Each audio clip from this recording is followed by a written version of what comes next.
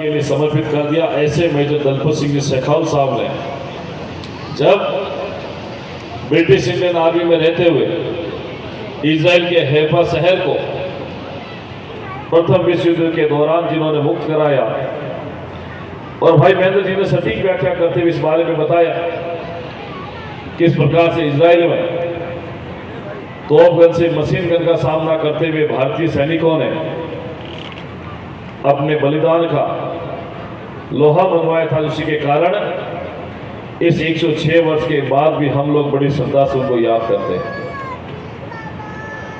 मित्रों, मैं एक बात और इस अवसर पर कहना चाहूंगा। वैसे जब एक बड़ी माला बनती है, उस माला में कई तरह के फूल होते हैं, और जब सारे फूल मिलकर बनते हैं तब एक माला बनती है।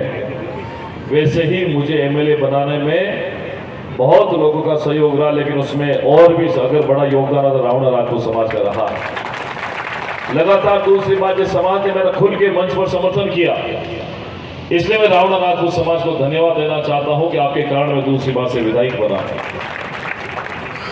भाई मूल सिंह जी गहलोत जो आपके अध्यक्ष हैं, लगभग 30 साल पहले तक इनसे हमारे पारिवारिक संबंध हैं। मेरे पिताजी टीचर थे, पूनम सिंह जी, और ये इनकी फैमिली में जितने लोग थे हमारे पारिवारिक संबंध हुआ करते थे। ये हमारे घर आते थे, पापा जी के साथ में पढ़ते थे, और उसके बाद हम लोग बचपन में क्रिकेट खेलते इनके साथ। ऐसे बहुत से लोग हैं जो रावणा राजपूत समाज के हैं, जो मेरे मित्र हैं, परिचित हैं, यार दोस्त हैं।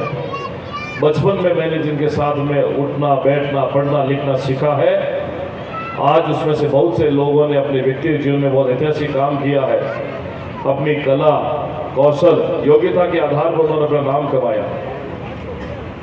मैं तो आपको धन्यवाद करता हूं कि मैं बहुत से कार्यक्रम में गया, लेकिन आज इस प्रकार से मातृशक्ति की संख्या को मैं देख रहा हूं, और जो केसर या दुपट्टा मैं इन नौजवानों के बुजुर्गों के गले में देख रहा हूं, निश्चित ही भारत माता के प्रति अपने भावों को प्रदर्शित होते हुए मैं देख रहा हूं।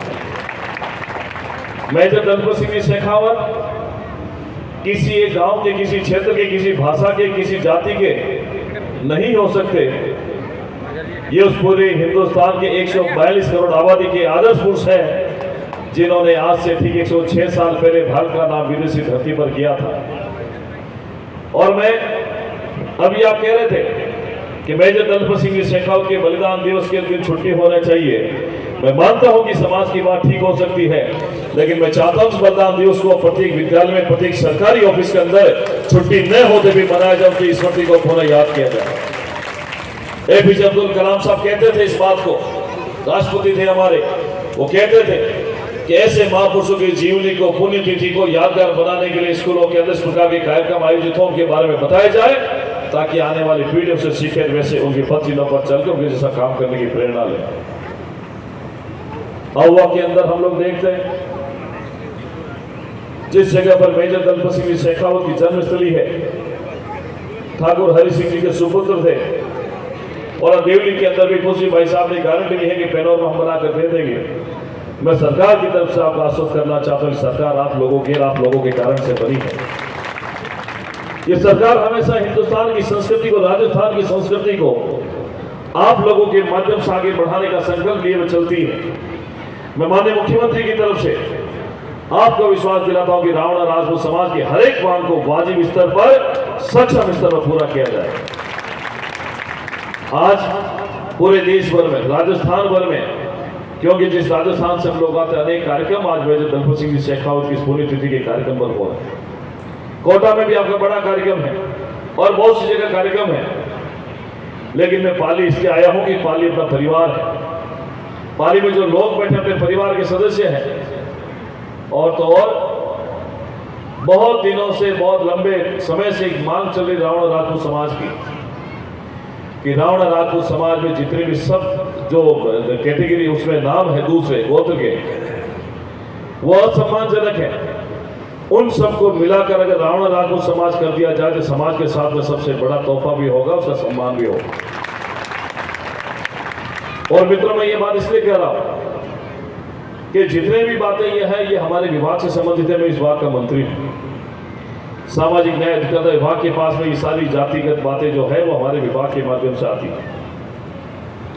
पूर्ववर्ती सरकारों ने जिस तरीके से अलग अलग जातियों में बांटकर हिंदू समाज को बांटने का काम किया था, मैं उसमें ज्यादा विस्तृत बात तो नहीं करूंगा, लेकिन मैं चाहता हूं कि हिंदुस्तान सबका साथ सबका विकास की बात से आगे बढ़े। सार्वभौमिक सत्य यही है कि वसुधैव कुटुंबकम के भाव से हम लोग आगे बढ़े, राष्ट्रवाद हमारे मन में रहे, मानवता हमारे मन में रहे, भाईचारा हमारे मन में रहे।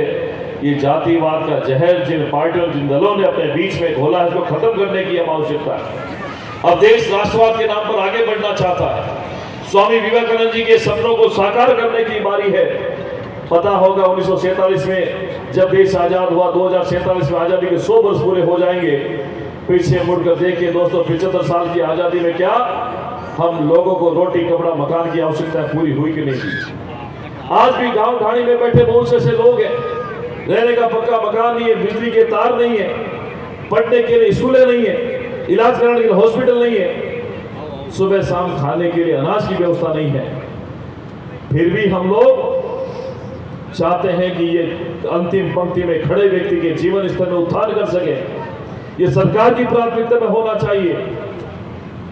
इसीलिए देश के प्रधानमंत्री मोदी जी ने 2014 के बाद से ऐसे लोग जो गरीबी रेखा से नीचे जीवन यापन कर रहे थे, 25 करोड़ से ज्यादा लोगों को गरीबी रेखा से बाहर निकाला। प्रधानमंत्री आवास की योजना चलाई, जल जीवन मिशन की योजना चलाई, प्रधानमंत्री गरीब कल्याण अन्न योजना चलाई, स्वच्छ भारत मिशन चलाया। ये बिना किसी जातिगत भेदभाव के आधार पर उस व्यक्ति तक पहुंचाने की योजना थी जिसको वाकई में समाज में चीजों की जरूरत थी।